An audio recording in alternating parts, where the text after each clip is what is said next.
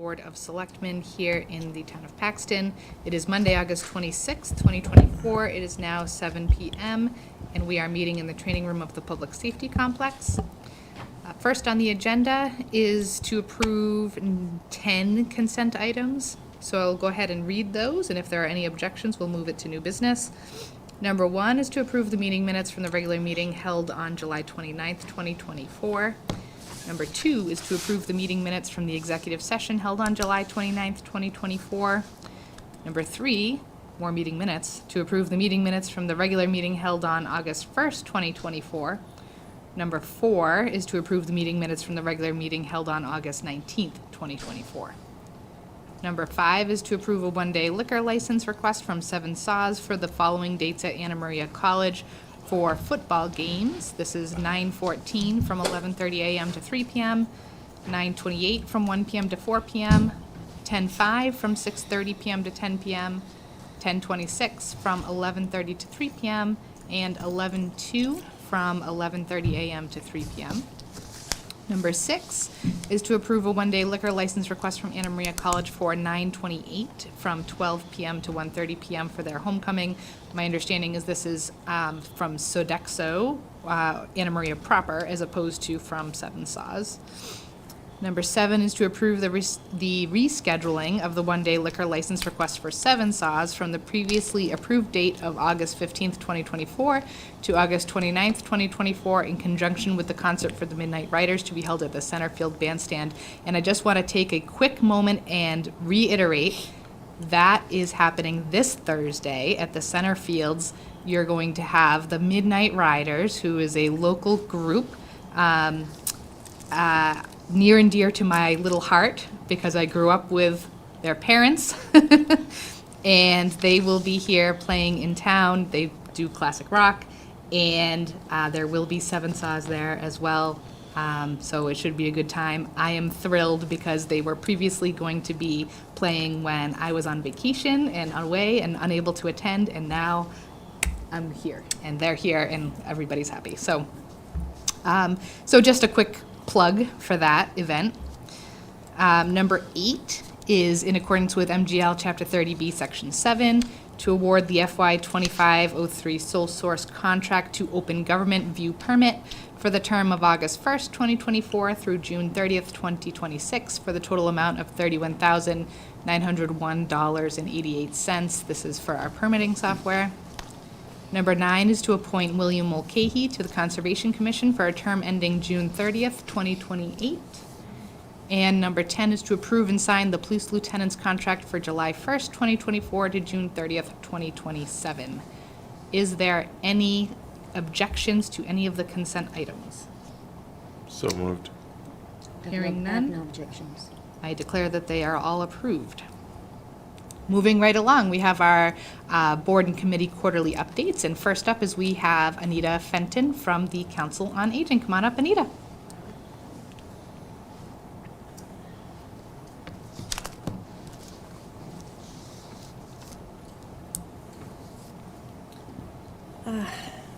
Good evening. Good evening.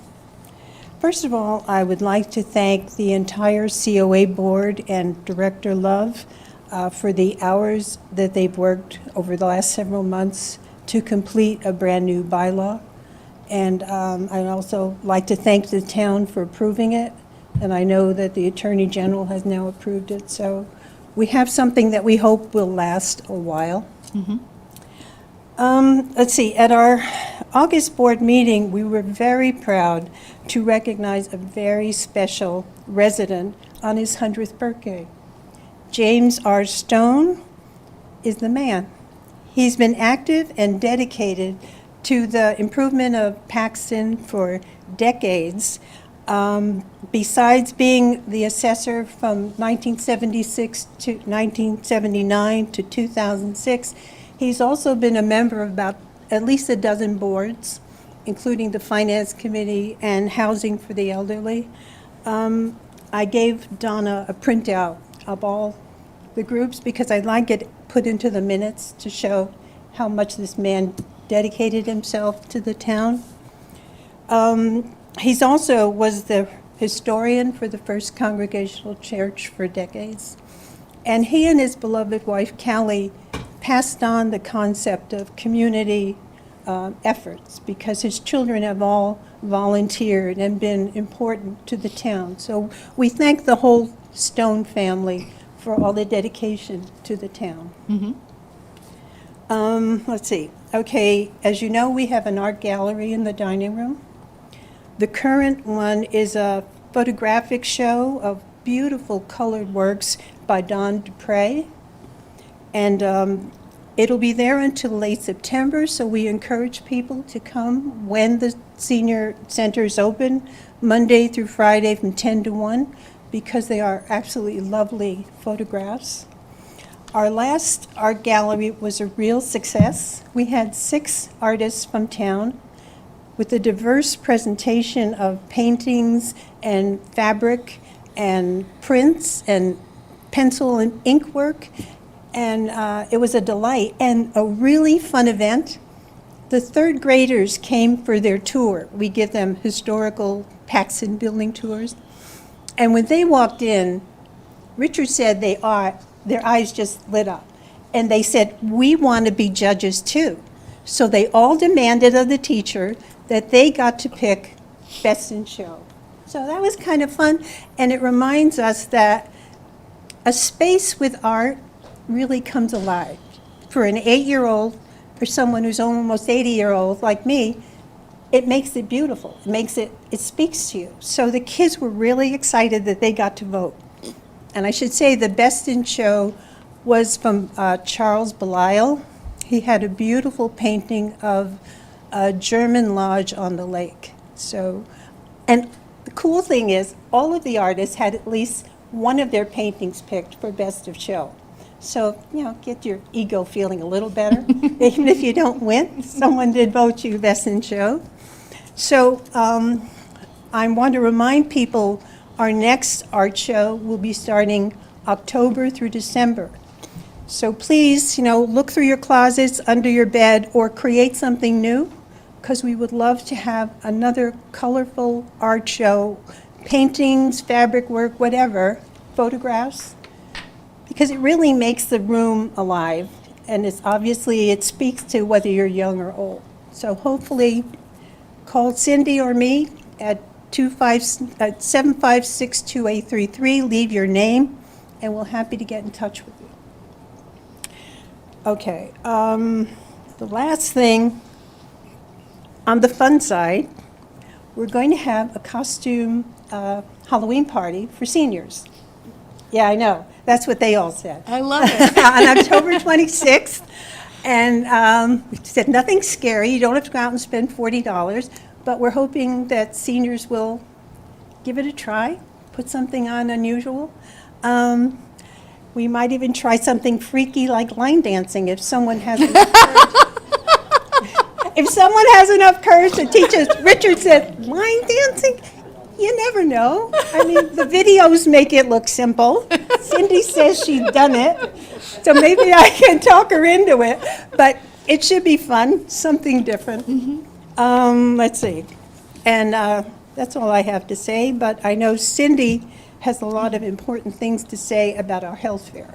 And the annual health fair on September 25th is so important for people, not just for the vaccinations you'll get, Right. but, okay, kiddo, you're on.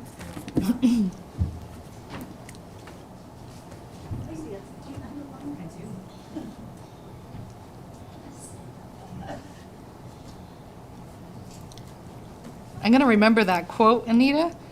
We may even do something freaky like line dancing. I was, I was just going to, that's one of somebody, the, can we burn that in?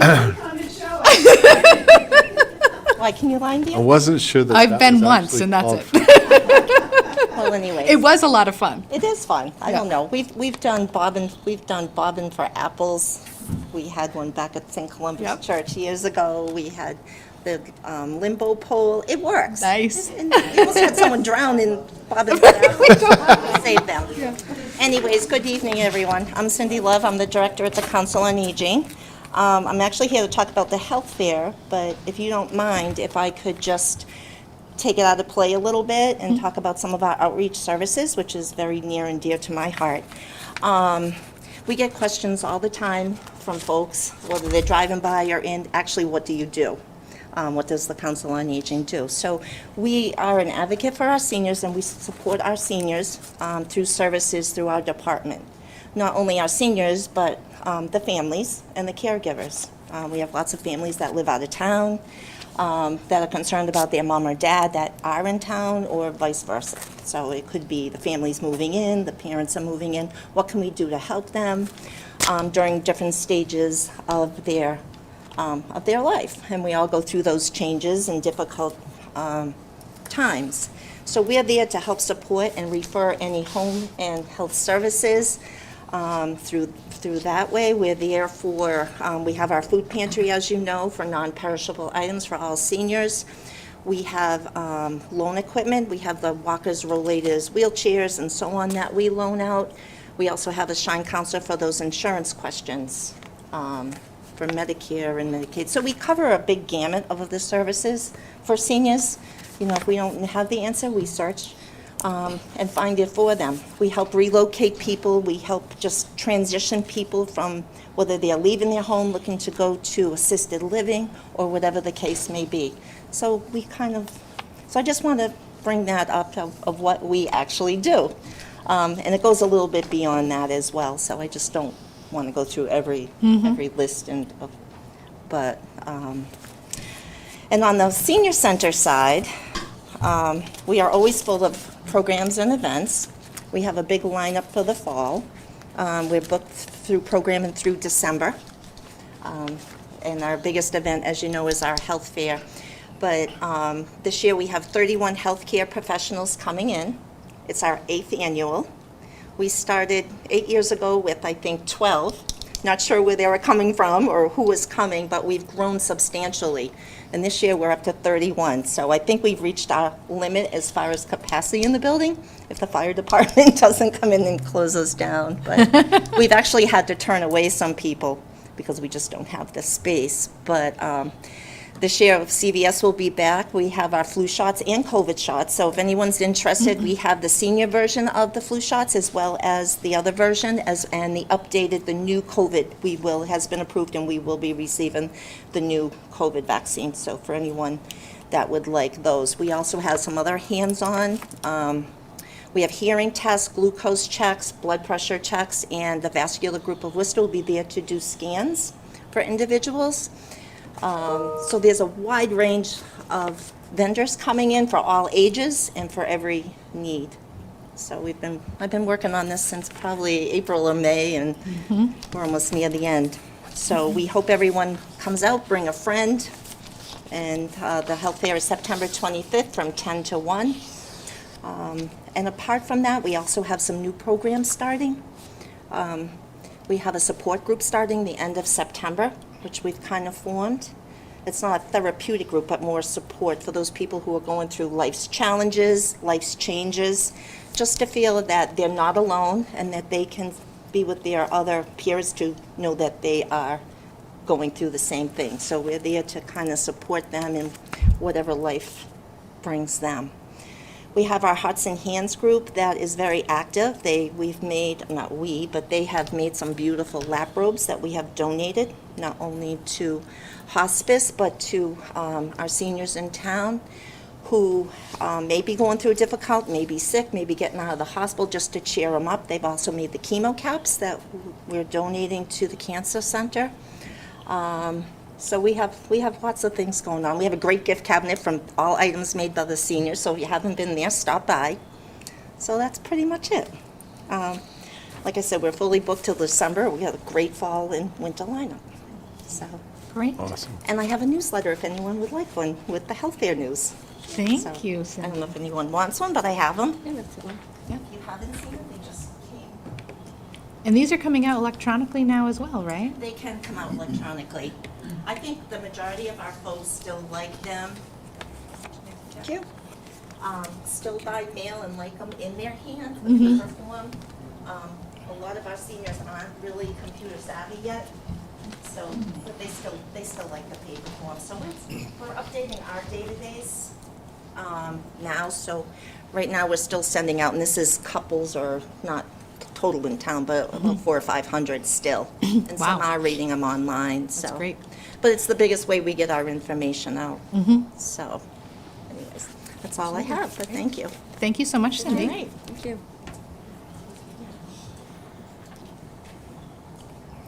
All right. Next up, we have Christopher Isperduli from the Richards Memorial Library.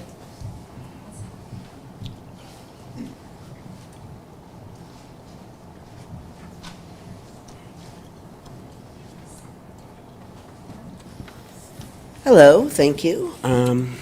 I'd like to talk a little bit about the library, and I'd like to thank everybody for all their support over all the wonderful meetings that we've had. I appreciate all the support. We all appreciate the support. The library appreciates the support, so I'd like to start with that. Some changes or some updates from the library. Our building, we've installed some emergency lightings in the bathrooms. We've worked with the DPW to fix the van accessibility parking spots. The signs weren't in the correct height and the width of the space was not appropriate, so we have fixed all that. Nothing has changed as far as the parking lot is concerned. It's still the same amount of spaces, but the 2 handicap spaces now have the proper accessibility to get in and out of van service, so we have fixed that. Pam is also still working on the sensory room. The PC, she's working with Heather here to get some quotes for some of the different parts to get the sensory room continued and working. She's also applied for a grant from Fidelity for the water bottle refill place. I guess the one that we have, the bubbler we have, is no longer working, so we're just going to get one of those water refill stations now. Also, we have gotten 4 Wi-Fi catalog kiosks, and they have been installed currently, so that is great. And our outreach program for classroom visits in June, we have tons of children from our Paxton Center School who visited the library in June. We also were present at the youth services at the Paxton Days, and our new circulation member, Christine, attended the Scholastic Book Fair night at the school as well. We have hosted recreation campers as well as daycare children multiple times over the summer. Our summer reading program over this past summer, which is coming to an end now, we did 6 weeks of giveaways for the adult program, and then we also ran a children's portion of that. With that, it was called Read, Renew, and Repeat, and that program ran from June 20th to August 1st, and we had 151 young people register. 26 were children of the age of 3 to 5, and they participated in the 1,000 Books Before Kindergarten program. We had 108 children of the ages of 6 through 11 participate, and as well as 17 teenagers between the ages of 12 and 18. They logged over 1,622 reading hours, with 96 of them reading 5+ hours and 62 of them reading 10+ hours. We also had 178 young people that attended the 16 activity programs that went through. Some are the Magic Show, the Playful Engineer, Shamrock the Reading Dog, and Squishy Paintings. And finally, we had 414 young people participate in the passive programs, which are like drop-in crafts, indoor scavenger hunts, and storybooks. And finally, of course, all our patrons get to read all their books for free and have saved thousands of dollars by using the public library instead of going and spending money to buy those books. And that is it for the library. I appreciate all your time, and I thank you. Thank you. Thank you very much, Chris. All right. And last but not least, for our quarterly updates, we have Jeff Cormier from Recreation.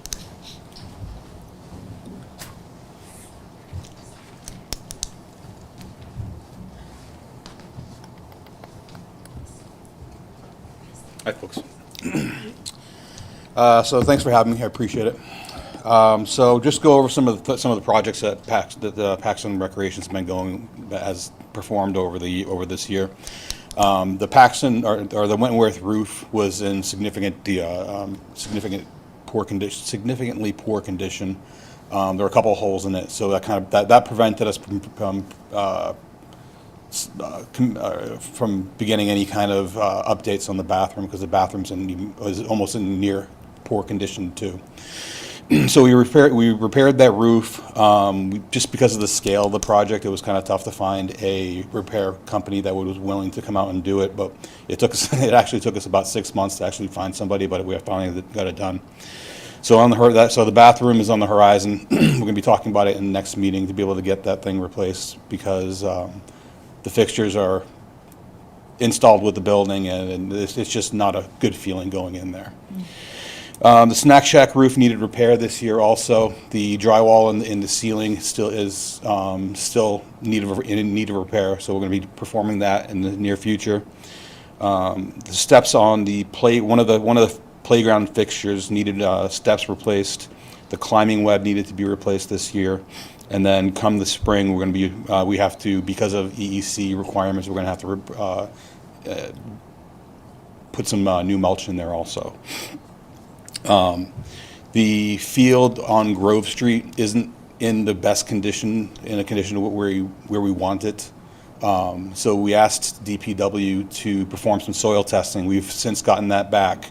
And so we're going to work with DPW and the landscaping company to be able to get whatever is needed applied on those fields to get them back to where we expect them to be. Anna Maria actually reached out to us a couple months ago, looking to possibly do a joint project. They're looking to possibly utilize one of our fields to install a synthetic field. How we left it was that they're going to have the property surveyed. Once that's done, then we'll look for what next steps that we're going to look to do.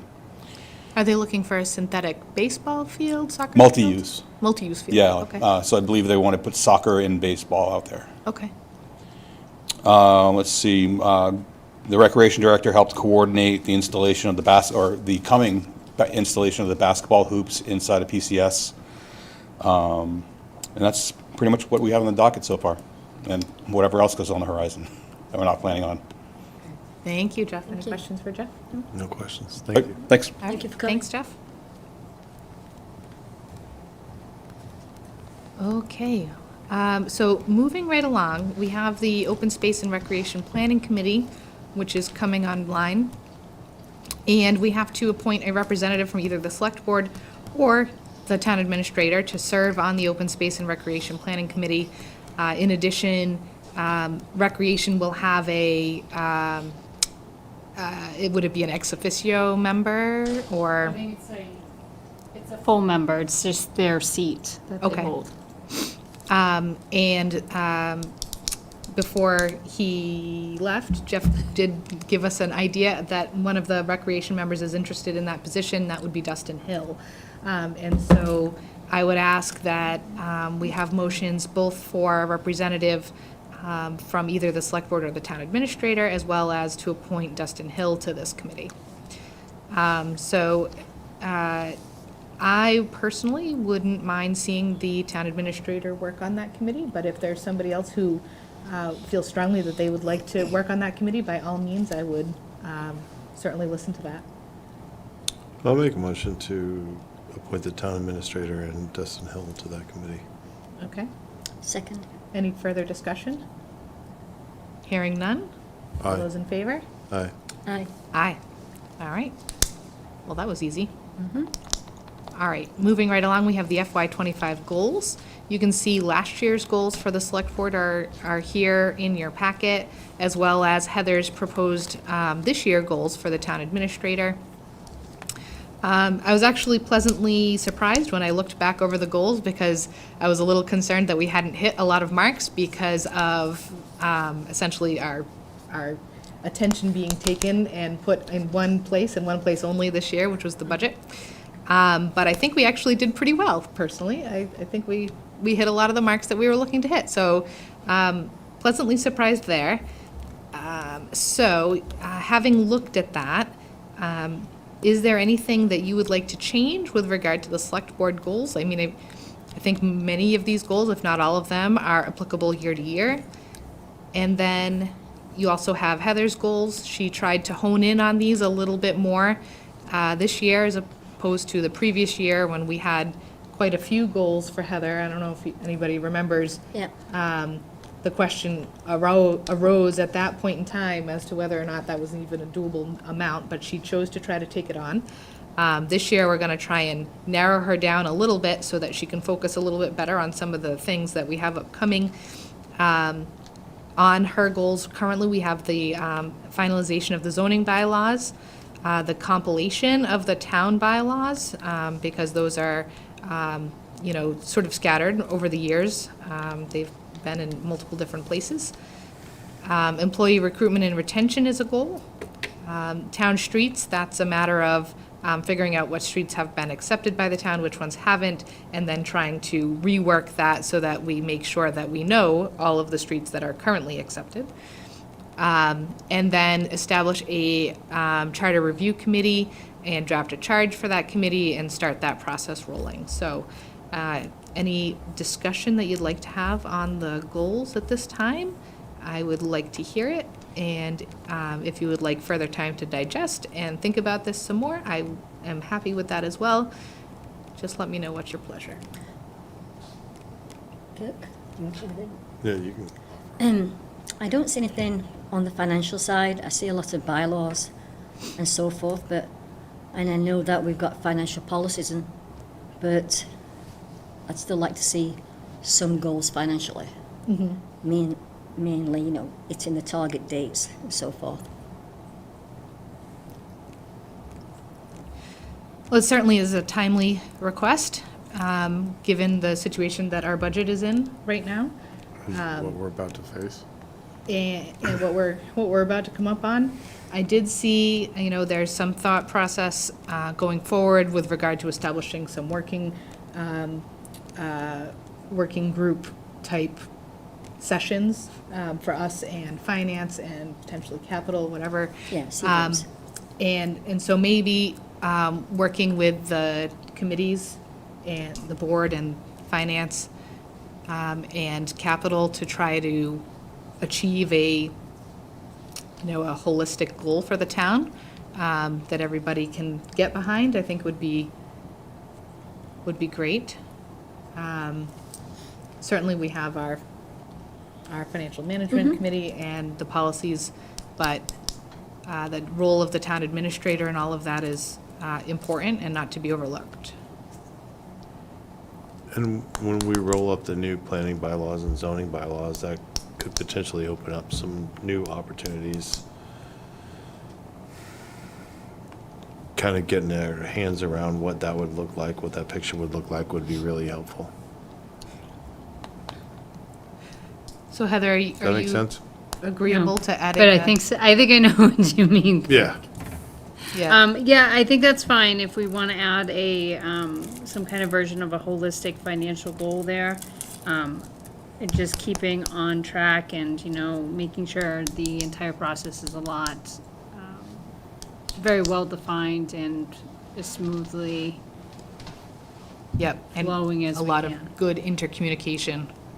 But I think just even if we just put on there, the initial notion of trying to work with each of you as well as Mark and Steve and the rest of the FinCom to figure out how we can come up with a working session along with a kind of an agenda and some deliverables to come out of that, and then set up all those pieces is Yep. a pretty hardy goal in and of itself, along with getting all the financial documents ready for this year. But I can draft something underneath this.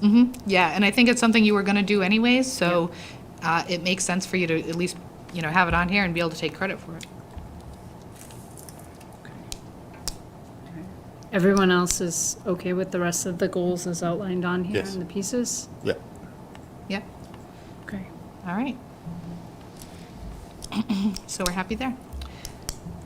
I just have a question. I don't know if now is an appropriate time, but, Is it with regard to the goals? yep. Okay. This is okay to sit here? Yeah. Roberta Bryan, 311 Richards Ave. I understand the Select Board has a goal for the charter review. Has that progressed? No. Is there a plan to progress that?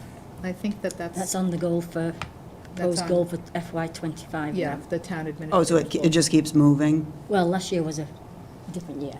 Yeah. It was really tied up a little bit, like Julia just said, with the budget. Okay. Yeah, The focus was a little bit different. I represent a small group of residents that are interested in part of the charter, which is increasing the Select Board from 3 to 5, and understand through discussions with the clerk that, there's a process, which is town meeting. I'd hate to see another year go by and let that get wrapped up in a charter review if the charter review hasn't really taken on like a sense of urgency, like if there's not any other items within the charter that you'd like to advance sooner rather than later. So, my request tonight is that the Select Board would sponsor a warrant article for the residents to decide. So there is quite a process that this goes through, and it's not just town meeting. It actually has to go through Yep. the House and the Yep. Senate. Okay. Attorney General, yep. But the first step is town meeting, and to get that charter review going, I believe Heather has that on her plate.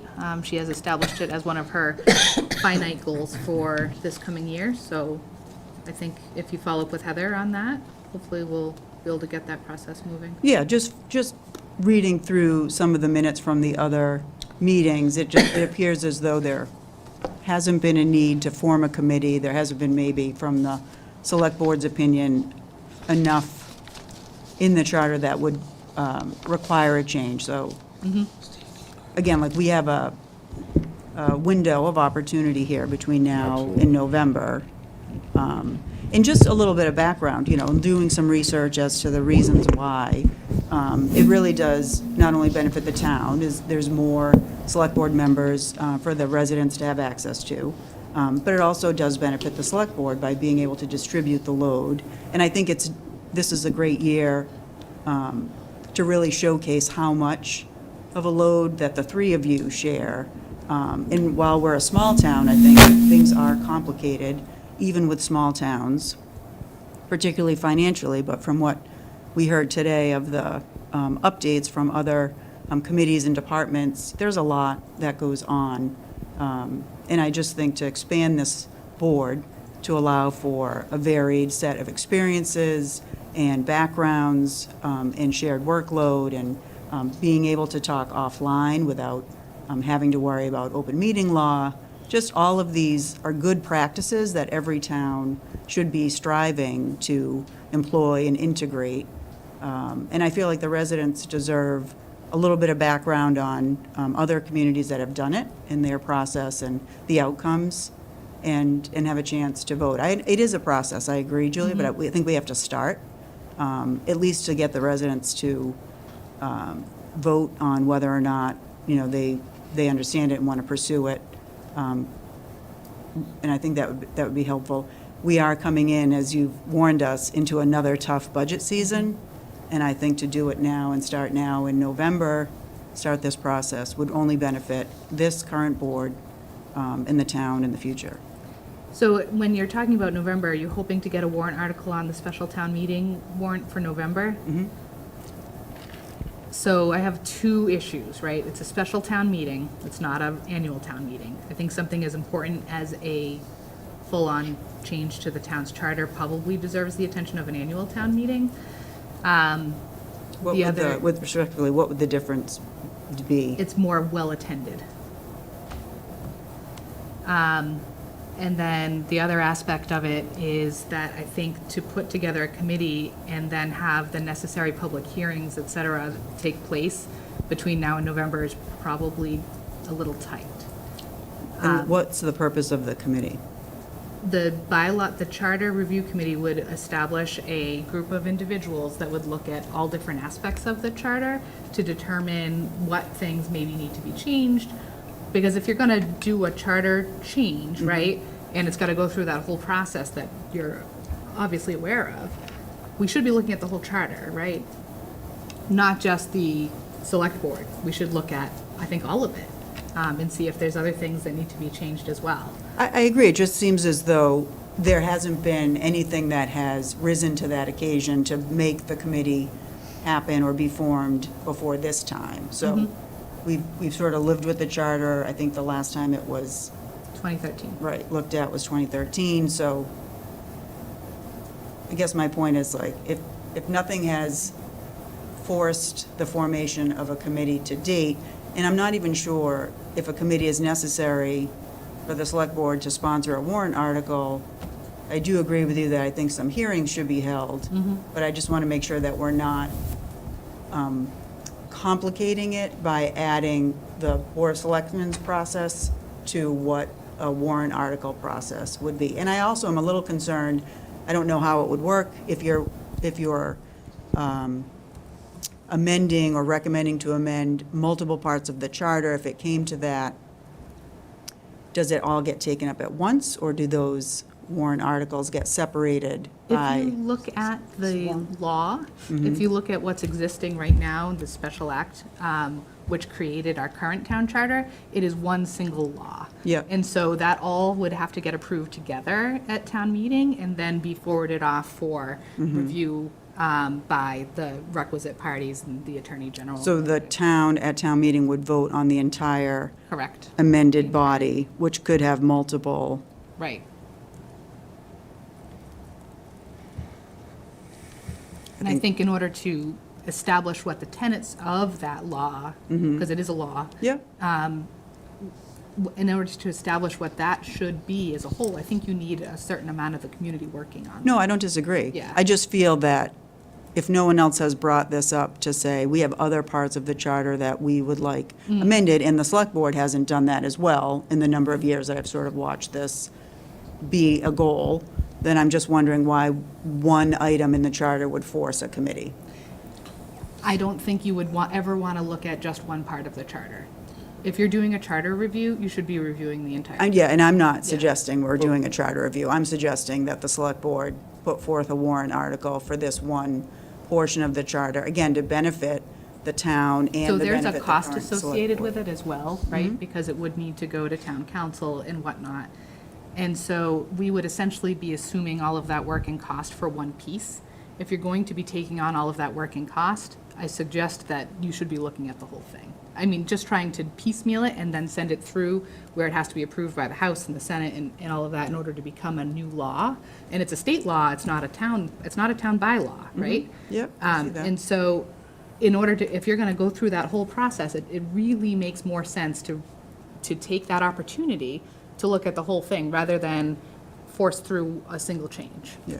I think that it's been done so many times before that there's standard language. I don't feel like the attorney's review of that would be significant. There's standard language they can pull from many other communities that have done this.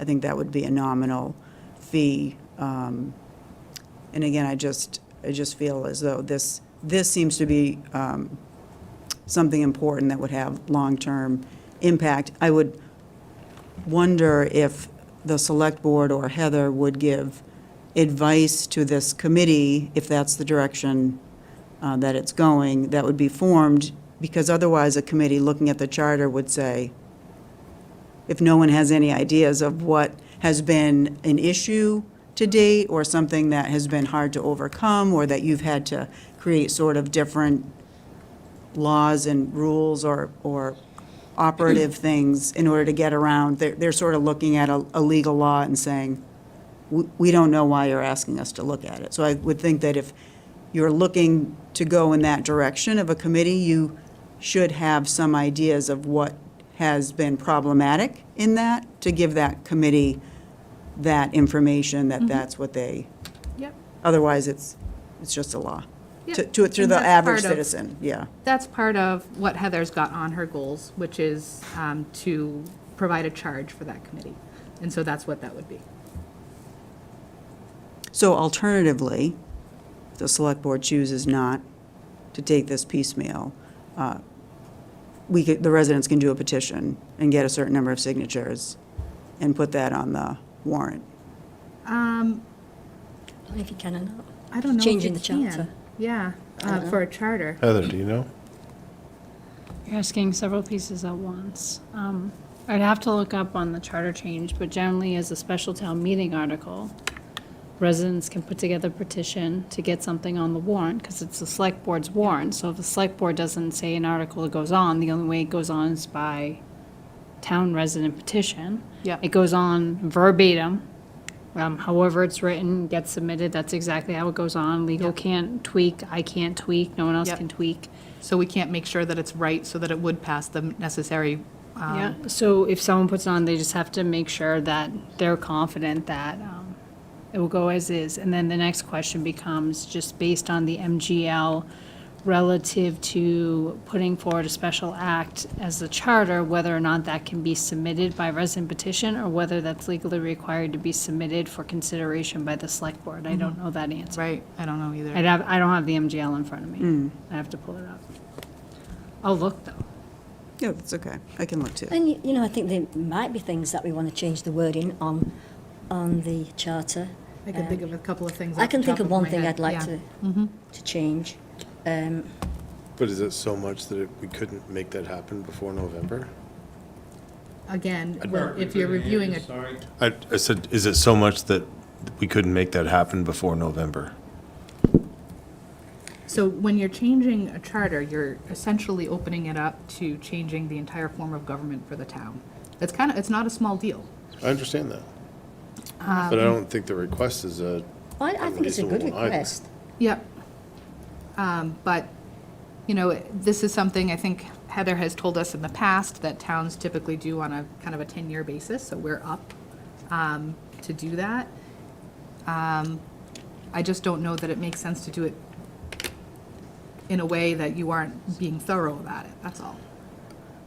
Understood, but I also agree with Roberta that the cost would be nominal because there's got to be standard language. It's a very simple change in the bylaw, in the charter. If that's all you were going to be touching was the. Right, so, the select board, I how do agree you with eat that. an elephant one bite at a time? So, I But do you think it think makes if we sense. started changing one thing, that something else might come up, and then we would be Well, then- told that then we're doing things, we- we are asking input from everybody We else? take those under consideration.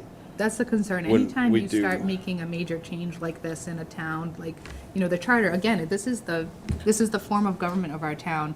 And to do anything that changes the form of government of the town requires a significant input from the community, in my opinion. I understand that, Julia, but I think this is a small and logical change. And the reality is 3.84% of the people, less than 4% showed up at any of the town meetings. If it makes sense, let's just take one bite of the elephant at a time, rather than just trying to give them the whole elephant and say, pass this. I would encourage you to find and look at the meeting minutes from the last time that we did this, because it was significant. It was a It didn't pass the significant. first time. It didn't even pass the first time, It was right? 2 or 3 It was times. it was a significant undertaking. I do think that this time, even though it's a very small percentage of voters that are showing up, there are more people that are paying attention, and there are more people that are engaged now. Totally agree. So I definitely think it's worth the look. My opinion. I agree that it's worth a look, yep. Can I just ask when someone referenced that it didn't pass the last few times, what was on the, The last time we changed from the select board being the principal, Strong Governing town body. administrator, more or we less. moved into a strong town administrator instead of a weak town administrator. So it was a significant change to the way the town is run.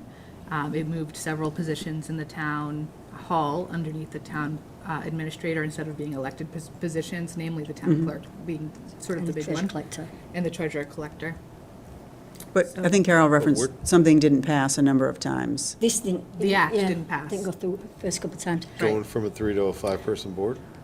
No. I mean, that was never That was not broached. part of it. So no. what wasn't passed? Because now we do have a strong town administrator. So We what- do. What wasn't passed? It was eventually passed. It didn't pass the first two Okay. times they tried for it. So the section you're referring to is section 3 of the charter, which would be quite simple to change if we didn't want to change anything else at the same time. I mean, I think it'd be helpful if you all know what is in the charter that doesn't work, to just start to create that list to see how many more sections would be impacted. And to Carol's point, if it starts sort of a cascade of other issues. But I think until we, the residents, know your concerns about this, we don't understand why one bite of the apple, one bite of the elephant, can't occur in a more timely fashion than waiting until May or June, missing a whole other fiscal, financial season, budget season. And again, understanding that is a process once November happens, but I it's. certainly don't have any opposition to starting the process. Me neither. And who knows, maybe it goes faster than I expect it to. I think once you open that door, there's going to be probably some significant debate about Sure, that's great. the, how the town charter is made up. And something that important, I don't think should be rushed. I think Mark has something. Yeah, go ahead, Mark. Can I speak to not only Roberta's comments, but what is on the agenda, because I think it ties in. The FY '25 goals, the meeting materials, and also I think what you made reference this evening, the Select Board's FY '24 goals. Yeah. So by extension, I'm concluding that there have not been any FY '25 goals developed. Is that true? I believe what we had said was that these goals are applicable year to year. And we'll update them because the dates are wrong in there. Yeah. So The they're- dates will get updated. So they're kind of universal types of goals as opposed to year-specific, is that correct? It's goals that we missed last year because of the year that we was in. So there are some that are being carried over? Okay. Yeah, because of the So financial. now to piggyback business on situation. Roberta's point, I think at the beginning she said she's representing a small group. I think there's probably 10 or 12 of us that could come forward and say, we represent a small group as well, and you combine all of those, it's not a small group. Right. It is a big issue. So what I'd like to see, as opposed to, and I'm not suggesting this is what's been said or where it's going, but I wouldn't want this evening to be decided that we can, we can't, we shouldn't, or we should. I think the FY '25 goals for the Select Board should be added to it, a study in terms of how do we go about a charter change? Can we do a charter change piecemeal? Do we have to do the whole enchilada? Can we do the point that Roberta's raising right now? And have a study, frankly, independent of the Select Board, a group appointed to do that study, to come back with what those findings are. And if we miss November, fine. But at least we've moved the chains, and maybe it's next May, the annual town meeting. I think what the message this evening is, it's an issue. Compliments to Roberta for saying out loud what dozens of people have said privately. Let's address it and let's see if it can be done. And if the decision is not to do it, then so be it. But I don't think we should delay. I think we should do something this evening. Maybe there's something that can be voted on at the special town meeting in November. Maybe it carries over to the annual town meeting in May. Maybe it's part of the ballot at the special election in May. I think the message that's been opened up this evening is, let's talk about it, let's do something about it, including that we can't do anything about it, but let's make that determination conclusively. Yeah, so what I'd suggest doing is we can certainly put it on for a future agenda. It's not on the agenda for tonight, so we can't make any decisions about it, but there's nothing wrong with opening the conversation about it for a future agenda. And, you know, Heather does have it on her goals right now to start pursuing that. I'd probably like to give her the opportunity to start pursuing it and come back to us with more information before we decide the next step. So why don't we put it on for an agenda, you know, maybe not the next agenda, let's give Heather some more time to start looking at this, and then we'll bring it back. Heather will have some information for us, and we'll start that process. And just as an example, I was ready in June, but in talking with Heather, in trying to go about a time to pick that would give the select board an opportunity to think about it and talk about it, your agendas, especially around the end of the fiscal year, are, in this year in particular, and next year, and probably 2 years after that, you know, are incredibly packed. I think, again, it just speaks to the more coworkers you have, if we could call them that, colleagues, the easier lift for everyone. And the fact that things that are this important would not have to wait 2 to 3 months. Respectfully, you know, I waited until things settled as much as they were going to settle. But really, this was an issue that I thought about right after our town meeting, our annual town meeting, and just, you know, think it really speaks to how much work you three do and how much time it takes to get through a lot of the agendas that you have. And I feel like it really solidifies the idea that the town deserves, you know, and you deserve more help at the table to bring ideas through and to be able to get more work done, you know, in the short fiscal year that you have. So I appreciate the discussion and taking the time. I know it's not on the agenda, and I will keep in touch with Heather when she tells me that she's ready to provide more public information. I'll be happy to do that. So Roberta, I respect the way you presented that, because I think you presented it in a really nice way. I do that for a living, Carol. Yes. It shows. So I appreciate that. And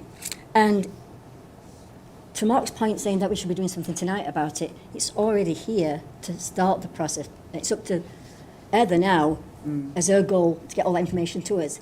And I would like to know, personally, what the step process would be.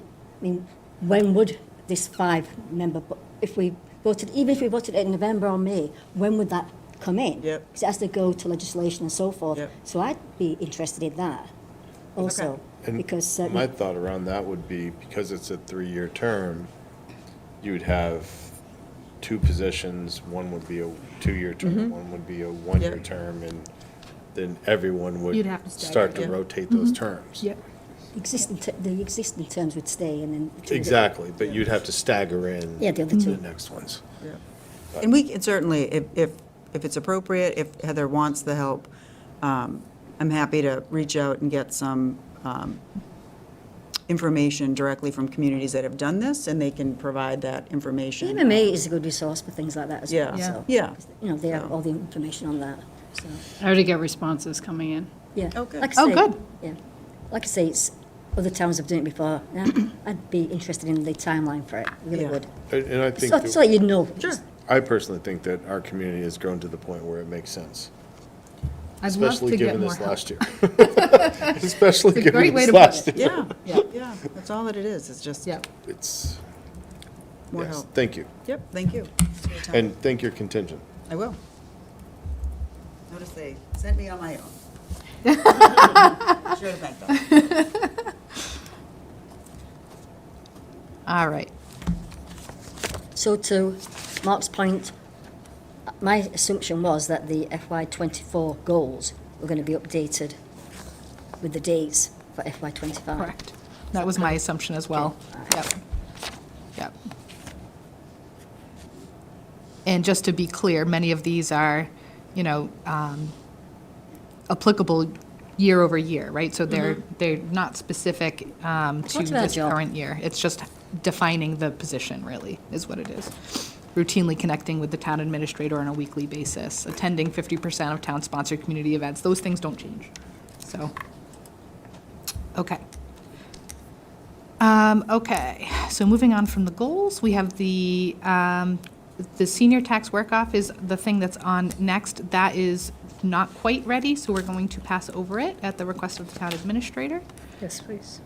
And then we move right on to the ADA grievance procedure, which has been drafted by Heather. And Heather, are there any changes that we should be aware of to what was previously in place? No, but did we happen to skip the zoning bylaw information did I and the skip one? special town meeting? Number 3. I'm trying to go by my bookmarks. I was just showing. I mean, I'll talk about whatever you I like. put in bookmarks to try to make it easier for me to jump around the document, and I missed that. Sorry about that. Apparently. So bear with me here, let me get back to it. Okay. Yep, that's a big one not to miss. So approving, oh, you know why? There was no document That's associated what I'm with it. saying, in it's the- going down, there's no Yep, document. right. Well, I So- had sent the document to each of you the week before, never thought to include it in this evening, so. So we're here to approve the use of the training room for zoning bylaw information sessions and the planning board hearings. As you know, we're in the process, I say we, but a small working group was put together by Heather to help look at the zoning bylaws, to try, with the focus of trying to make them more business-friendly in town. Who are the people that you're currently working with on that group, Heather? So Roberta's one of them, Neil, Neil Cheryl. Bagdis? We've worked with a variety of people in and out, so the building commissioner periodically, Yeah. the fire chief, Travis, and CMRPC. So we have Okay. 2 planners from CMRPC that have predominantly been involved, and another one as well. Yep. When we got to GIS mapping and so forth. Okay. So a lot of pieces, a lot of different parties involved to consult on the various aspects.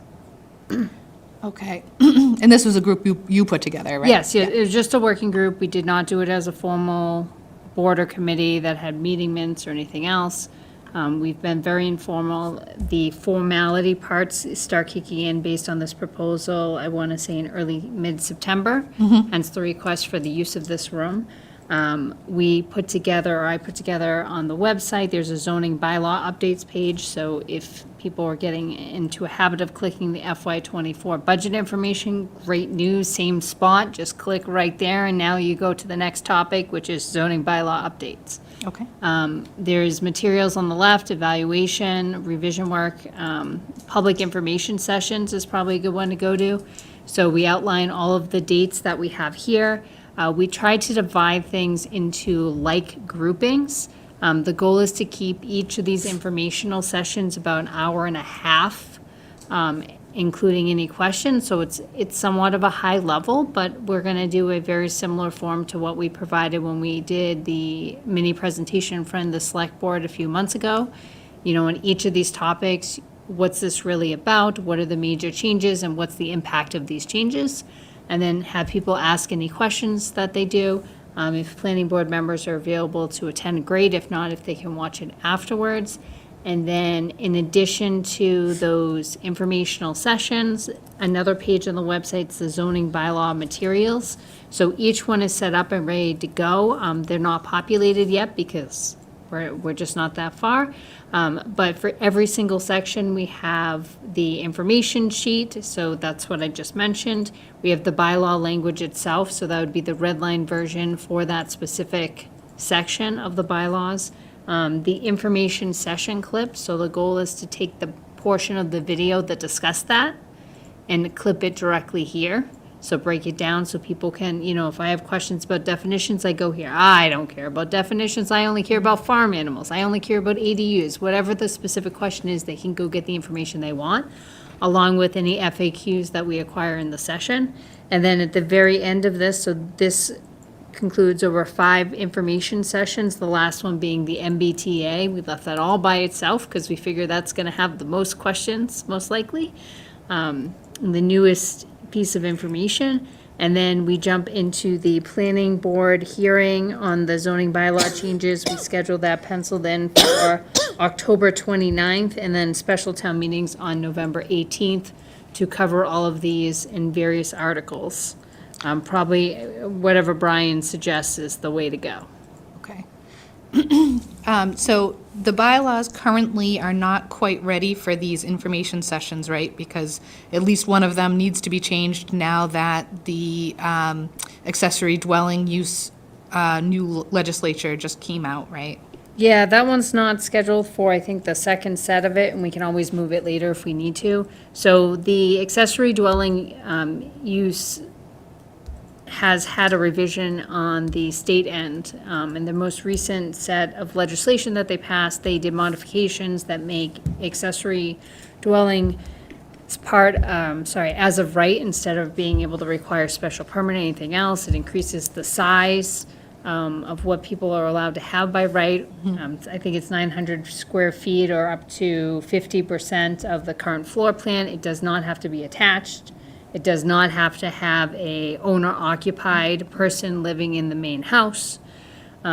So those obviously pretty much put our current ADU bylaw that we have out of commission, right? There's different requirements. I think it's every 2 years you have to get a permit, you have to reapply, and all those things that you just can't do under this current law. The law goes into effect in the middle of February of 2025. They are now scrambling to come up with what all of that means and the rules and regs to go underneath it. In the meantime, we're looking to see, the best bet we can to modifying that.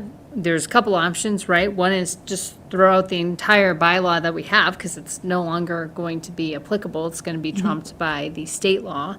The second option is try to add in a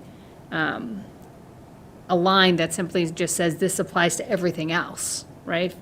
If the state law doesn't cover it, then this applies to everything else.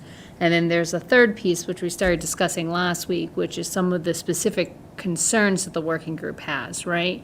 How do you deal with people being able to move forward with doing this? It's usually going to constitute a building permit, right? Most people don't just have a separate apartment area ready to go on top of their garage, and they're just waiting to say, yes, this is official. More so, they're going to have to build it first. I think you'd be surprised, honestly. You never know. I'm thinking you would be surprised. You never know, but in the event that they don't, right, and they have to build it, that's good, that will catch it. But the concern in many cases, and the reason I understand from Cheryl that a lot of people end up abandoning their approach to even do this in the first place is because of their septic, right? The septic's only going to support so many bedrooms. Yep. So there's been discussion about, do we put in, or is there a way to put in somewhere language that says, well, someone could elect to decommission a bedroom of their main house and somehow have that filed with the registry of deeds or something more formal, so that then they can say, okay, well, I had a 4-bedroom house, I don't want to have 4 bedrooms anymore, I want to have my unit over here, so I want to decommission. We're just trying to work, whatever those ideas are and people. So, but anyway, that's a long way to say, yes, we'd like to request the use of this room. Mike has no objection. I don't think there was anything currently on the docket. For the 18th and 25th of September, the 2nd, 9th, and 16th are all Wednesdays, along with Tuesday, October 29th. I don't know if that one's there, but that's the planning board's penciled in hearing to be able to use this room, utilize the technology, do joint in-person and Zoom sessions. So if anyone has any questions and they're not able to come, or if they want to just tune in on Zoom, they can. And someone else brought up another idea that another town had used with one of their big projects recently, which was Facebook Live, which is all kinds of fun to configure in how to do it. I think we could probably give it a go. It's probably not a bad thing to start trying out, especially with this project, to try to get as many people involved as possible and get some feedback as to how it works. We just need more hands on deck because one person can only run so many pieces of equipment at one time. So I see that the sessions go from 9/18, as you mentioned, to November 12th. We're looking at the next agenda item being a town meeting on November 18th. What is the provision for these information sessions for resident feedback and the manner by which changes might be made based on resident feedback? So I think our intent was to have each of these pieces, if we have any feedback from residents, we can definitely take it, discuss it, make those recommendations ultimately to the planning board for their consideration. There is a date on this, I think I have on my info sheet here. So on the September 9th meeting, we'll actually have to put on the select board's agenda. You'll have to refer the zoning bylaws to the planning board for a review formally, within 60, and they have to do so within 65 days.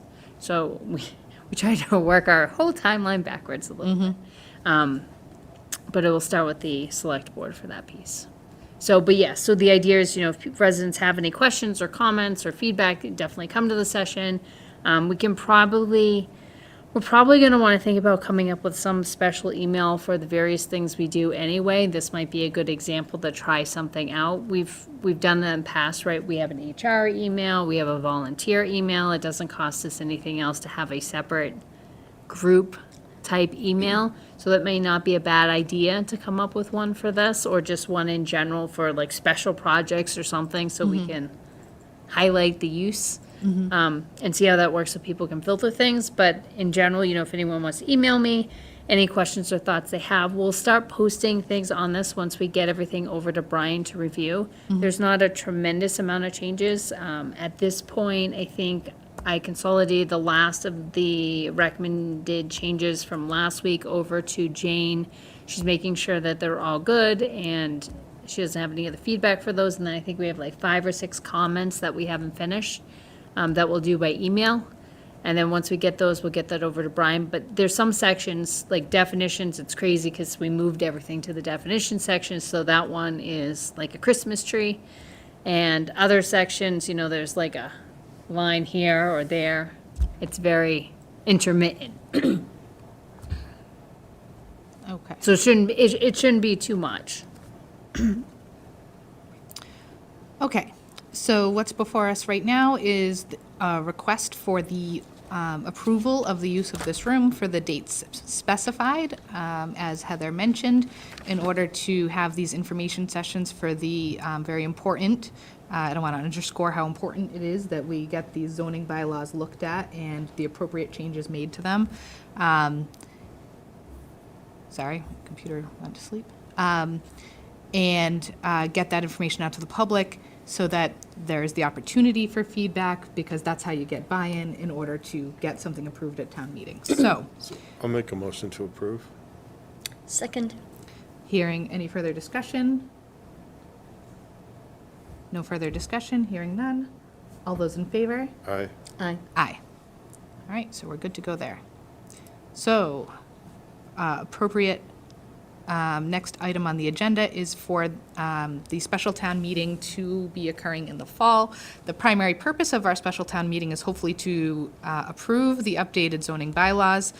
Are there any other items that you anticipate being on the warrant? There are a few that will come up.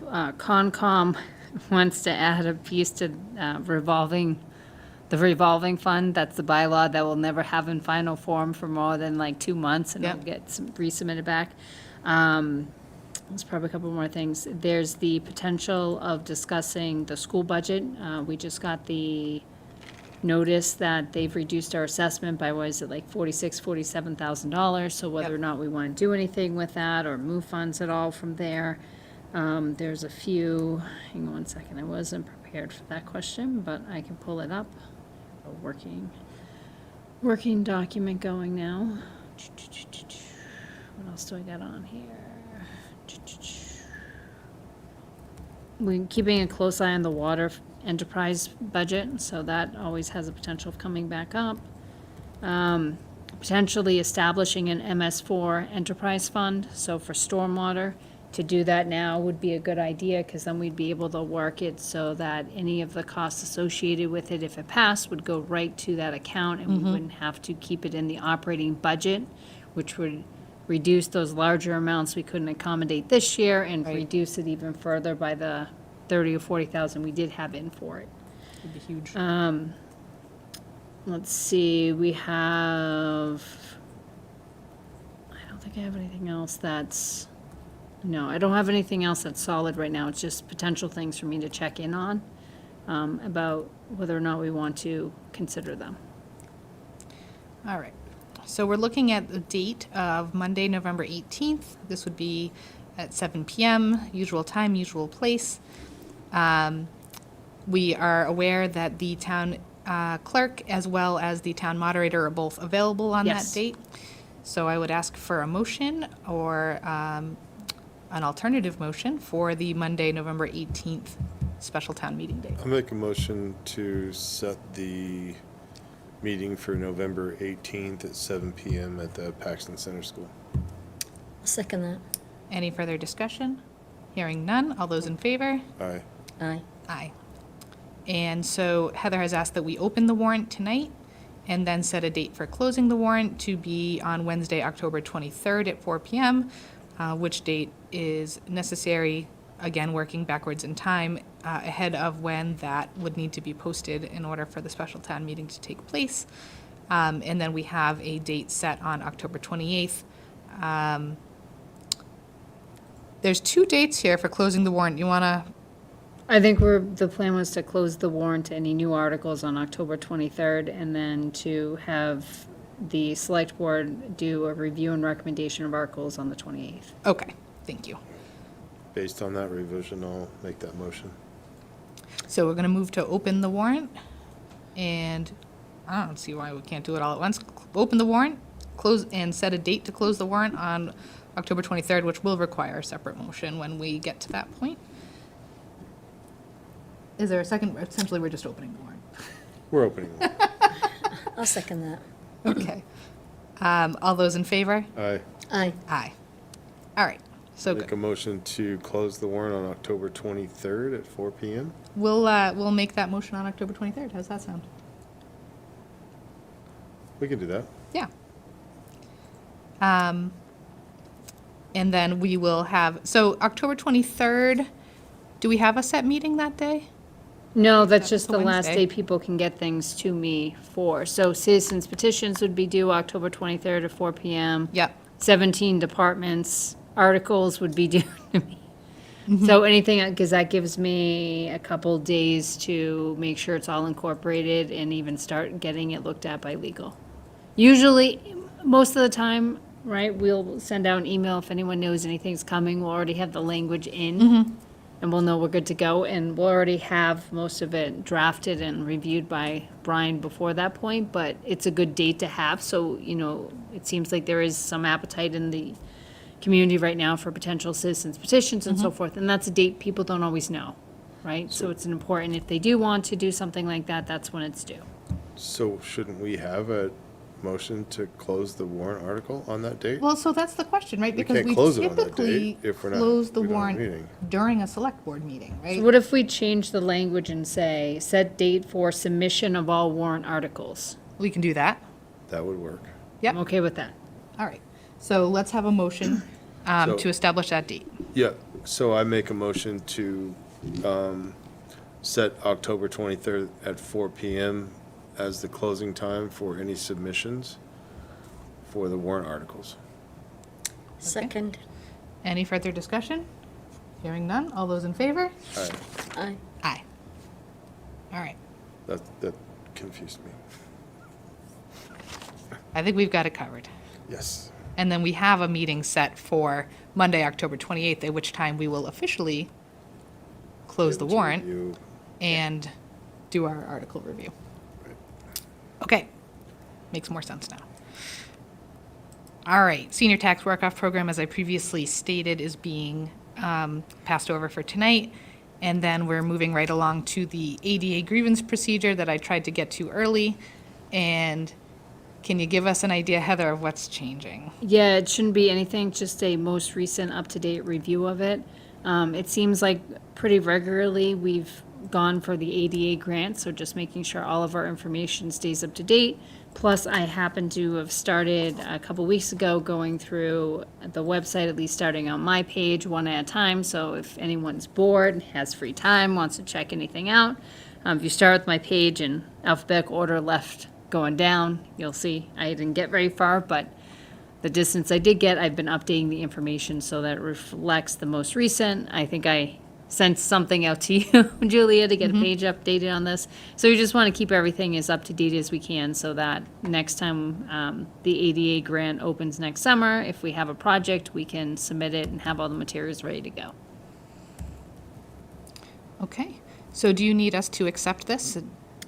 Yes, if we can just, it's more of just a review, so I would just, maybe just, to your point, accept the policy As as reviewed. written. There's no current changes in it, just, it was reviewed, and you have a vote, and I'll post it on the web. All right, I'll accept a motion to that effect. So moved. Second. Any further discussion? Hearing none, all those in favor? Aye. Aye. Aye. All right, you're good there. All right. I believe we are now up to I have no old business, I have no correspondence, so we're here for the town administrator's report. Excellent. So I've been working with a new format the past couple times. No one said they liked it or didn't like it, so we'll just keep going until someone provides feedback one way or the other, I guess. It looks nice. Well, thank you. It's an easier read. I thought it was. I thought it was much more friendlier to the eyes. And look, I even put a picture in. I saw the picture. Every now and then, I try. All right, so calendar updates here. So as Julia had already mentioned very enthusiastically earlier on this evening, the Midnight Riders will be joining the town for their summer concert along with Seven Stars Brewery on August 29th at 5:30 p.m. at the bandstand. The next Economic Development Committee meeting, if you're interested in attending that, will be on Zoom at 5 p.m. on September 12th. The first Open Space Recreation Planning Committee meeting is already scheduled at the Council on Aging at 5 p.m. on September 17th. So those are all set. The agendas are already posted. The Zoom links are attached. As long as Zoom doesn't change everything Zoom does between now and then, which they likely will, because that's always my luck, we'll be good to go. Opportunities. So if anyone is interested, we do have a few opportunities to get engaged with the town here on an employment side. We have the 2 firefighter paramedic positions. As of last week, they were both still open. The full-time police officer, I have 2 spots here. I believe we now have 3 spots. Part-time public safety officer for AMC, I believe, still open, right, Chief? Okay. After-school group leader, part-time technical services assistant for the library, and a part-time assistant town clerk. So if you need more information about these positions, or you know someone who you think might be a good fit and be interested in working for us or with us, please have them go to the website. There is a hyperlink there, and you can click, and it'll bring you right to the opportunities as well as an employment application. On the volunteer side of the house, so we have various openings at all times that are generally posted on the web. I believe we still have, just looking at those real quick, we have some Concom positions still open. Cable and Communication Committee, we still have a vacancy. It's a really exciting committee, and we don't meet that often, so if you're interested, you should definitely reach out. Cultural Council, DPW Building Committee still has a position for a marketing advertising person. Historic District Commission has a few vacancies. Let's see, Scenic Byway Committee and WRTA, Worcester Regional Transit Authority, has a few openings as well. Any questions on the opportunities for today? Okay, I'm gonna keep on going. Town business updates. So building departments, so we have still been using this. It's been working out pretty well. If anyone would like to make an appointment with the building commissioner, either just to meet with him or specifically to have him come out to do an inspection, there is a link here, as well as when you go into the view permit page itself, it pulls up a calendar. Whether it's a meeting or an inspection, you click on it, pulls up a calendar, gives you the opportunity to book up to 7 calendar days in advance. And he currently has 16 available appointments per week to choose from. On the DPW side, we do have a thank you that goes out to the Paxton Municipal Light Plant. They had a chipper that we've actually been borrowing on a regular basis, and they were in the market for upgrading their chipper, and they have donated their current version of the chipper to the DPW, who very lovingly and open-armed accepted the chipper for our work. That's exciting, actually, because. That's actually really exciting. Yeah, the DPW has been wanting a chipper for a while. It was actually on the docket for ARPA at one point, and we couldn't accommodate it there. I think they also came to Capitol with it at one point, and it couldn't be accommodated there. So this is great for the DPW. All right. Current project updates, so the IT grant, so we're doing pretty well with that. We had King Information Systems out. They are a company that just does records. They've done a lot of work with municipalities. They came out, they assessed what we currently have in almost all of our departments. They are running their report now. We are meeting with them next week, Dawn and myself, to go over whatever they found, what their recommendations are. They kind of group in larger categories what each department has for records, the quantity of them, as well as their recommendations, right? When things are up for schedule to be destroyed, they make that recommendation. When they are a great candidate to have something scanned in, something that might be requested on a regular basis, something that may be actually needed or utilized for multiple departments that people need to have access to. Various things like that, as well as, things that just go into long-term storage. And when that happens, they recommend how to do it. Once they give all the recommendations, they also itemize it for cost. If we're interested in as many of those pieces or as few of them as we want, we can pursue those parts. So whether that involves working with one of their sister companies on the scanning aspect of it, or whether it involves having one of them come in and they set up a system, for instance, upstairs at Town Hall, into a better filing system than what we currently have, which is sections of boxes. So this King. Information systems. Thank you. Are they just doing the assessment, but they won't actually be doing the work related to it? It's going to depend on the amount of work and the cost of it. We did include on the revision of the grant a certain quantity of funds to be able to be utilized for just the records itself and organizing them. Yep. When they do it, they actually develop a database for the records that they end up sorting and storing, so that everything, you can, as a department head or an employee, go on, look online to see what that, where that record is. It tells you exactly what box and what file, and you can locate it within minutes. So it saves quite a bit of time. So they do the assessment and they set up an organizational structure. Yes, but the organizational structure would be the additional cost. So Oh. it just depends. Got it. Everything's, a little bit of piecemeal, but from what I've spoken with other communities about it, they generally are very happy with their work. It makes a huge difference, and like anything else, getting things set up is the time. And then after that, it's a lot easier to maintain things. Right. But even on stuff that is up on the destruction schedule to, you're able to get rid of based on what the state says for their retention, they'll actually fill out all the forms. You just send them in. And now the state's gotten a lot better. Years ago, when I used to send them in, and you'd be waiting a month, I'd stick the sheet of paper onto the box and hope that it came back in time that I remembered which box was which. But now you usually email out the form and you get a response back within the same day. Okay. So it's a lot easier. But it's great because it will free up space. It will give us the ability to actually see what we have and make sure, in a lot of cases, we have departments that have the exact same record in duplicate, Right. which we don't really need. But it would be helpful if someone knew where that record was, if they do need it. Do you have any concerns that we'll get to a point where we've done the yeoman's work of assessing everything, setting up the structure, and start moving forward so that things get scanned in, progressively, but I'm concerned we're going to lose sight of the existing records to get those scanned in?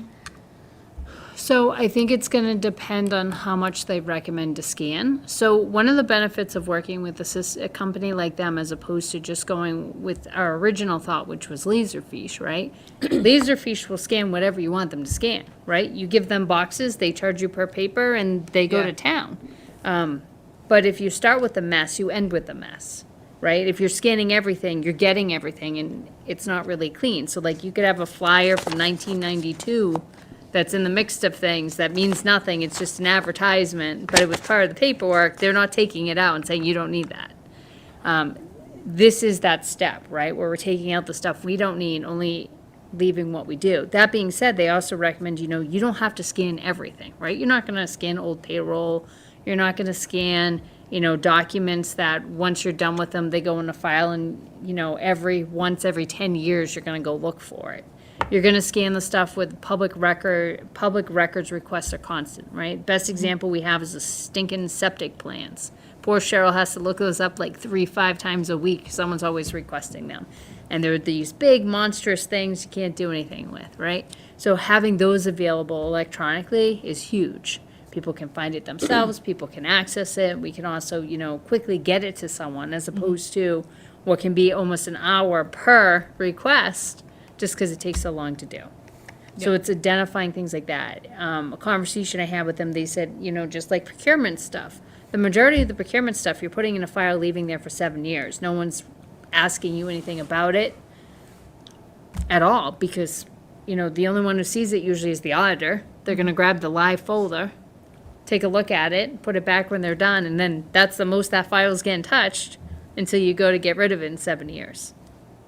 Okay, so I understand what you're saying, that it makes sense to sort through the records at the forefront to determine what should be scanned and what doesn't necessarily need to be scanned. I just want to make sure that the things that we identify that should be scanned do in fact get scanned. And then That's the continue to idea. get scanned. Yeah, right. Absolutely. Okay. And I think that's a lot of the pieces in the planning of this as we move forward. So that's the first part. Then the second part is making sure we have the equipment to scan, and that's part of the grant, right? It's upgrading the printer. We have a town hall, so it's a printer and the scanner, and is able to get things into the OCR.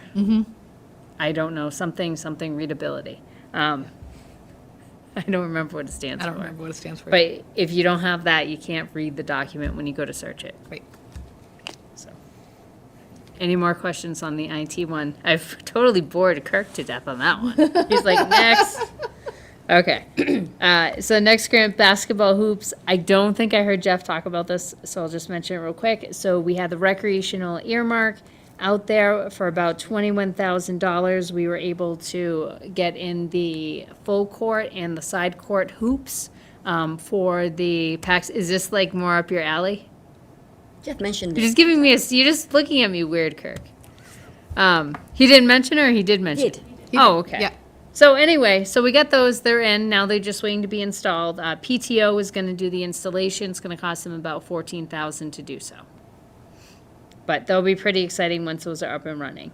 14,000 includes the cost of the hoops, right? Not Nope, just the installation? 21,000 is the cost of the product, 14,000 is the cost of the hoop.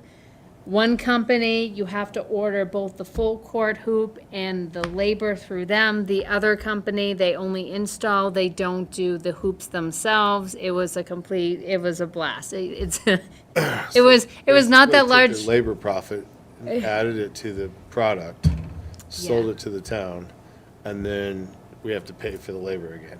Wow. Because we didn't, yeah. PTO did it. So this was the most complicated procurement I've ever done. That's craziness. So it was a blast. Okay. Okay, so DPW septic design, the select board approved at your last meeting, $25,000 contract for Weston and Sampson, to complete the design work. They should have had the signed contract last week. I have been in touch with, their president, so I will continue if I need to reach out to him, just to make sure we keep moving the project along.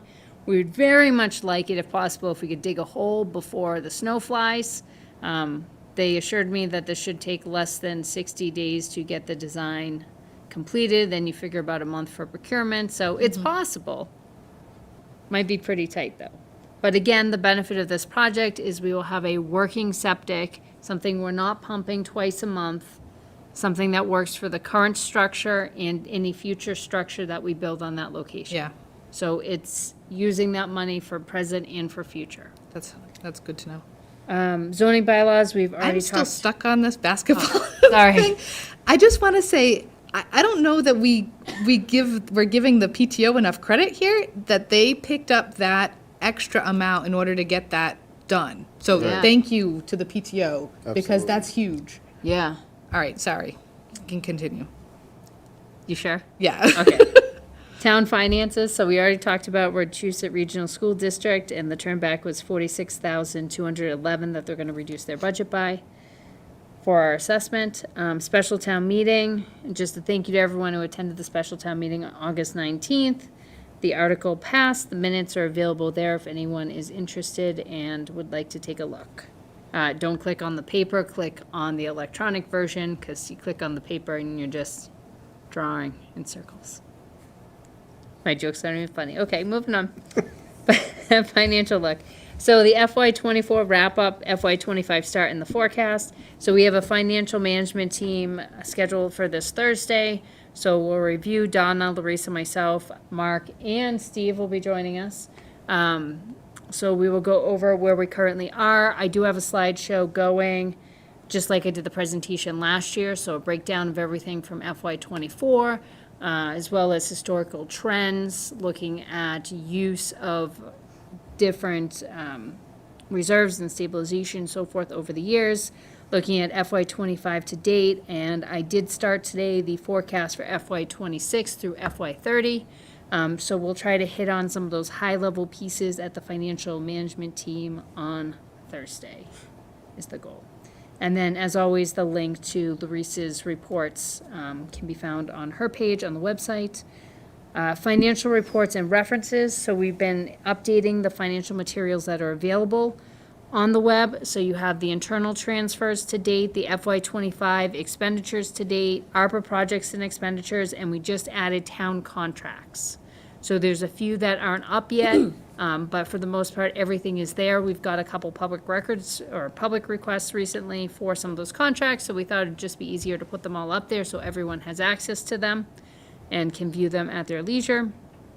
If anyone thinks of anything else they'd like to see up there, let me know. Those contracts we did stick under the town accountants page, because there's an MGL out there that if you're in a city, town clerk's supposed to hold on to contracts, and in a town, it's supposed to be the town accountant. So that's where they are, is on her page, and she has very little things on the left-hand side of the page, so it's really easy to see and find. Grants, we have a couple grants here. AFG grant award for $309,300 was the town's portion. The fire department applied along with the town of Spencer for the Assistant to Firefighters grants from FEMA for SCBA related equipment. The program is designed to meet the needs of the fire departments and emergency medical services organizations by providing funding for critical equipment, training, and other resources. The AFG helps reduce the financial burden in local communities by ensuring that first responders are properly equipped and prepared to handle emergencies. So this is pretty exciting. It's a large amount that the chief will be working with, so that's always good news. The next piece we have here, state earmarks. So we did get 2 more state earmarks. They did land in the FY '25 budget for the state. Our access to them, I'm being told currently, is somewhere around maybe October. It depends on when the agency we're going through figures out how they want to run the FY '25 budget season to get the earmark money. Okay. It always surprises me because we just did this last year and the year before, but they are going to put the process in place and will let us know when we can ask for money. So it's 2 projects, one's for $50,000, one's for $5,000, so that's 55 total. The $5,000's for tablets and hotspots for our inspectors and the assessor, and the $50,000 is for the town's IT infrastructure upgrades. What happens, just for folks who don't necessarily remember, is a number of months ago, we had to put in a letter to our legislators requesting for funds for various projects. What we tend to do is we try to do a gamut of very low numbers to very high numbers, and we do projects that meet all kinds of different desires. And the reason we do that is because we want to make sure we say, okay, here's some things that are important to the town that we've identified. We don't know what the appetite's going to be at the state level. Right. So, We just want to provide some diversity in what they have to pick from to be able to Yes, give us funding. and we have consistently received earmarks 3 years in a row now. Yeah. And not just one, we've received 2. One that's been sponsored by the senator, one that's been sponsored by the representative each of those 3 years. And there's not that many communities that have that going. So either they love us, they're always going for votes, or we just, are putting in projects that they're finding great appetite in.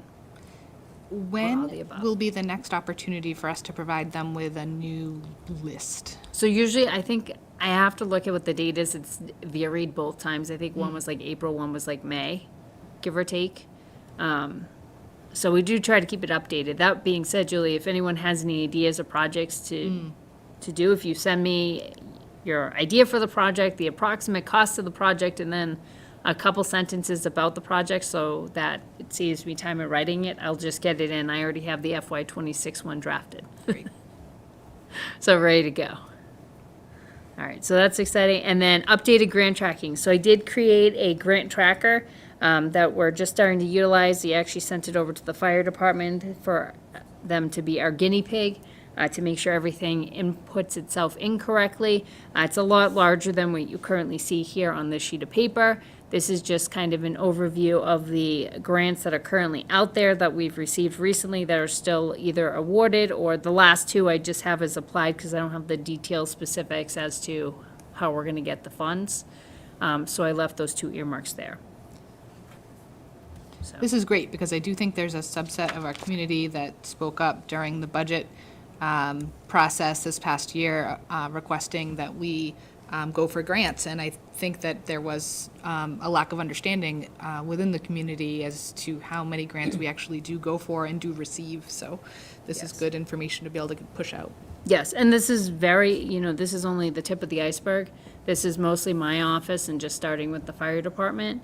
We'll try to update this over the next few months, and if we get it into a condensed enough form, we'll try to start putting it on the web regularly. But this is also a great tool for us internally because, there's a lot going on. Departments sometimes will apply for something and don't always circle back that they applied for something. So, I can't even say that someone's applied for something if I don't know about it.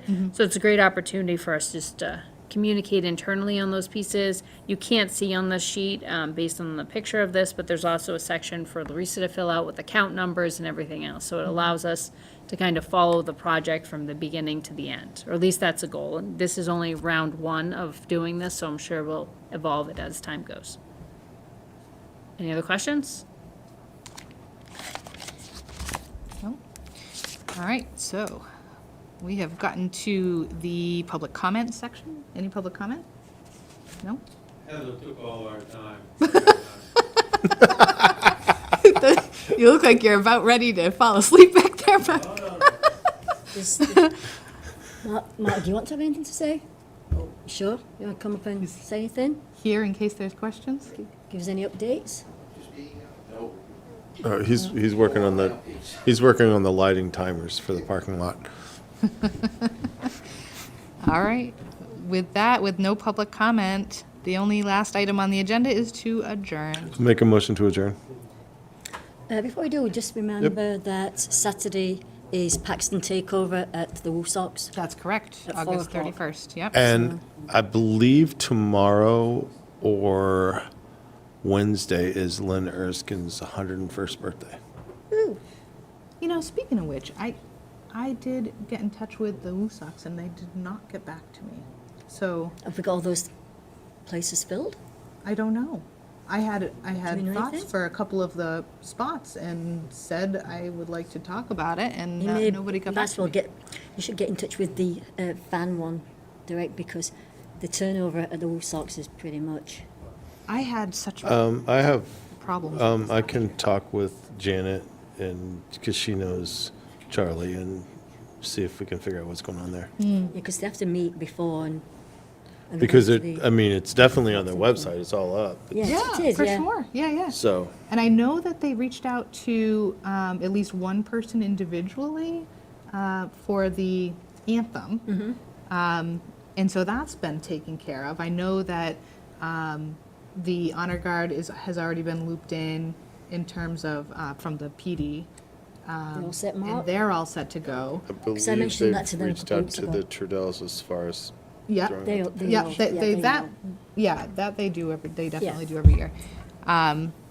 But there were a number of other opportunities, one being the community hero, which I had identified an individual that I think was appropriate for that. But I haven't had the opportunity to provide that feedback back to George. So, I'd call them direct. yeah, Like I say, I'll have to give him a Sometimes call. that person turns out, they're like interns, aren't they? So, Yeah. All right. Thanks, Mark. So, with that being said, Yeah. I made a All in motion. favor? second, Aye. I aye. All right. We are adjourned.